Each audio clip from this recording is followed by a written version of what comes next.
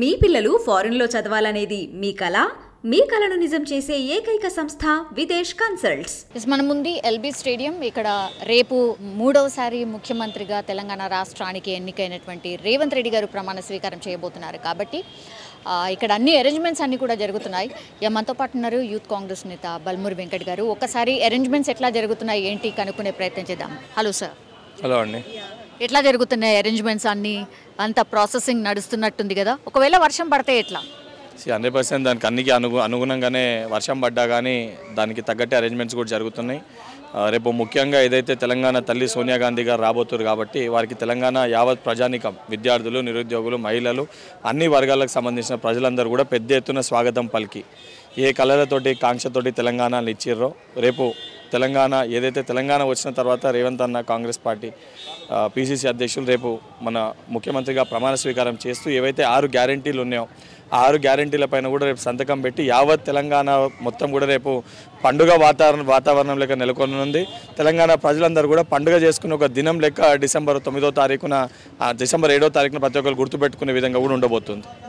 ఇప్పుడు ప్రత్యేక ఆహ్వానితులు ఎవరు ఉండబోతున్నారండి? రకరకాల పేర్లు అయితే వినిపిస్తున్నాయి, కానీ మీకున్నటువంటి లిస్ట్ అండ్ షెడ్యూల్ ఏంటి? మాకున్న దాని ప్రకారము కాంగ్రెస్ పార్టీ సిడబ్ల్యూసి మెంబర్స్, దాంతోపాటు కాంగ్రెస్ పార్టీ అధ్యక్షులు చైర్పర్సన్ సోనియా గాంధీ గారు, రాహుల్ గాంధీ గారు, ప్రియాంక గాంధీ గారు, దానితో పాటు ఇతర రాష్ట్ర ముఖ్యమంత్రులు, దానితో పాటు ఎందుకంటే తెలంగాణ రాష్ట్రాన్ని ఇచ్చింది కాంగ్రెస్ పార్టీ కాబట్టి తప్పనిసరిగా పూర్తి స్థాయిలో సిడబ్ల్యూసి మీటింగ్ ఇక్కడ నిర్వహించి అందరి సమక్షంలో గ్యారంటీస్ని ఇచ్చారు కాబట్టి రేపు సంతకాలు పెట్టినప్పుడు కూడా ఇచ్చిన గ్యారంటీస్ని అమలు చేస్తున్నామని చెప్పి కూడా ప్రజలకు భరోసా కల్పించేందుకు యావత్ భారతదేశంలో కాంగ్రెస్ పార్టీ ముఖ్య నాయకులందరూ కూడా రేపు తెలంగాణ రాబోతారు.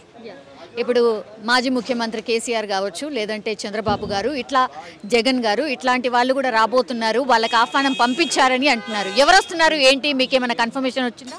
కాంగ్రెస్ పార్టీ మేము ముందుగా చెప్పింది ఒకటే, తెలంగాణ రాష్ట్రంలో ప్రజాస్వామ్యం పోయింది, డిక్టేటర్షిప్ జరుగుతుందని చెప్పి మొదటికెళ్ళి కూడా మేము చెప్పినాము.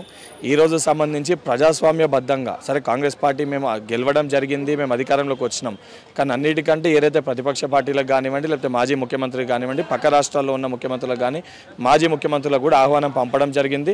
ఆహ్వానం పంపడం మా బాధ్యత.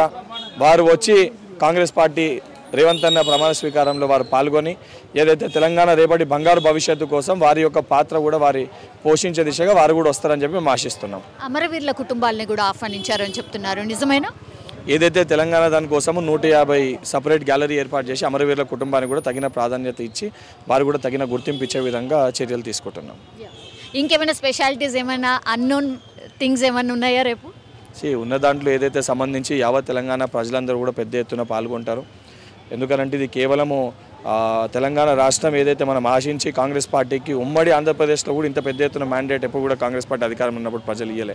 తెలంగాణ రాష్ట్రం ఏర్పడ్డాక పెద్ద ఎత్తున 65 సీట్లు ఇచ్చి ప్రజలు సంపూర్ణ విశ్వాసం మా పైన పెట్టుకోరు కాబట్టి వాళ్ళందరూ ఆనందించే దినం లెక్క పరిగణలోకి తీసుకొని ఈ గ్యారంటీస్ అన్ని కూడా ఏ రకంగా సంక్షేమ పథకాలని ప్రజల్లోకి తీసుకెళ్లాలని చెప్పి మెరుగైన పరిపాలన అందించే దిశగానే కాంగ్రెస్ పార్టీ ఆ దిశగానే పనిచేయబోతుంది. రేవంత్ రెడ్డి గారు ఎప్పుడు రాబోతున్నారు? ఏ టైం వరకల్లా ఈ రోజే రాబోతున్నారా? రేవంత్ అన్న ఇప్పుడున్న మాకున్న సమాచారం వరకు రాత్రి వరకు రేవంత్ అన్న హైదరాబాద్ చేరుకుంటారు. లేకపోతే రేపు పొద్దున్న సోనియా గాంధీ, రాహుల్ గాంధీ గారితో రేవంత్ అన్న కూడా ఎల్బీ స్టేడియంకి డైరెక్ట్గా నేరుగా రావడం జరుగుతుంది. ఓన్లీ సీఎం గారు మాత్రమే ప్రమాణ స్వీకారం చేయబోతున్నారా? ఆయనతో పాటు మంత్రులు కూడా ఎవరు ఉండబోతున్నారు? ఎంతమంది ప్రమాణ స్వీకారం చేయబోతున్నారు? అన్ని సామాజిక వర్గాలను పరిగణలోకి తీసుకొని అన్ని సామాజిక వర్గాలకి ప్రాధాన్యత కల్పిస్తూ, మహిళలకి ప్రాధాన్యత కల్పిస్తూ, బీసీ ప్రాధాన్యత కల్పిస్తూ ఉప ముఖ్యమంత్రులు, మంత్రులు అందరూ రేపు ప్రమాణ స్వీకారం చేస్తారని మాకున్న సమాచారం మేరకు అందరూ ప్రమాణ స్వీకారం చేస్తారని చెప్పి ఆశిస్తున్నాం. పేపర్ ఎక్కడ లీక్ కాలేదా? అంటే మాకున్న సమాచారం మేరకు రేపు పొద్దున తెలంగాణ ప్రజలందరూ కూడా ఎన్ని కోటి ఆశలతోటి వేచి చూస్తారు ఎవరికి ఏ పదవి వస్తుంది, ఎవరు ఏ రకంగా ప్రాధాన్యత ఉంటుందని చెప్పని. నేను ఇప్పుడు పేపర్ లీక్ చేయడం ఎందుకు? రేపు పొద్దున అది నేరుగా వేదికపైకి వెళ్ళి చూస్తే ఆ సామాజిక వర్గ ప్రజలందరూ వారి యొక్క ఆనందాన్ని మేము నేరుగా చూడాలనుకుంటున్నాం కాబట్టి పేపర్ ఎప్పుడే లీక్ చేస్తలేము. థ్యాంక్ యూ అండి, థ్యాంక్ యూ సో మచ్.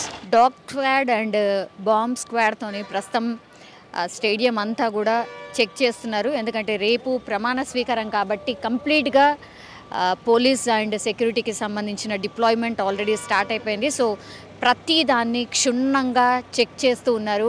ఇవన్నీ కూడా అరేంజ్మెంట్స్ మనం చూడొచ్చు. ఇక కంప్లీట్గా ఆ స్టేజ్ని నిర్మించే ప్రయత్నం జరుగుతోంది. మెయిన్ స్టేజ్ ఏదైతే ఉంటుందో ఆ బ్యాక్గ్రౌండ్ అంతా కూడా మనం చూడొచ్చు, రెడీ చేస్తున్నటువంటి సిట్యుయేషన్. సో ఇవి మార్నింగ్ వరకల్లా కంప్లీట్గా అరేంజ్మెంట్స్ అన్నీ పూర్తి చేయబోతున్నారు. సో ఎల్బీ స్టేడియం మొత్తంగా అరేంజ్మెంట్స్ అండ్ పోలీస్ డిప్లాయ్మెంట్ కావచ్చు, లేదంటే బాంబ్ స్క్వాడ్కి సంబంధించి చెకింగ్ జరుగుతోంది. సైమల్టేనియస్లీ అన్ని అరేంజ్మెంట్స్ కూడా చకచకా జరిగిపోతున్నాయి. ఎందుకంటే రేపు 7వ తారీఖు 1:04 కొత్త సీఎం ప్రమాణ స్వీకారం ఉంది కాబట్టి దానికి సంబంధించిన అరేంజ్మెంట్స్ అన్నీ జరుగుతున్నాయి. ఎల్బీ స్టేడియంలో మనం ప్రస్తుతం చూడొచ్చు.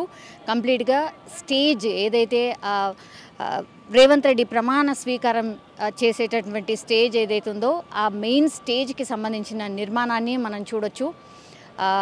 చాలామంది కార్మికులు అండ్ పెద్ద పెద్ద క్రెయిన్స్ ద్వారా దీన్ని పూర్తిగా నిర్మిస్తున్నారు. సో ఫేసింగ్ అయితే అటువైపు ఉండబోతోంది, అంటే తూర్పు వైపు ఫేసింగ్ ఉండబోతోంది. సో అటువైపు నుంచి అడ్రస్ చేయబోతున్నారు. సో లక్షల మంది వీక్షించే విధంగా కంప్లీట్గా స్క్రీన్స్ని ఏర్పాటు చేయబోతున్నారు, పెద్ద పెద్ద స్క్రీన్స్ని ఏర్పాటు చేయబోతున్నారు. అండ్ మెయిన్ గేట్ అంటే exactly gate number 8 and gate number 6కి ఆపోజిట్గా స్టేజ్ నిర్మాణం జరుగుతోంది. గ్యాలరీ నెంబర్ 5 దగ్గర మెయిన్ స్టేజ్ని నిర్మిస్తూ ఉన్నారు.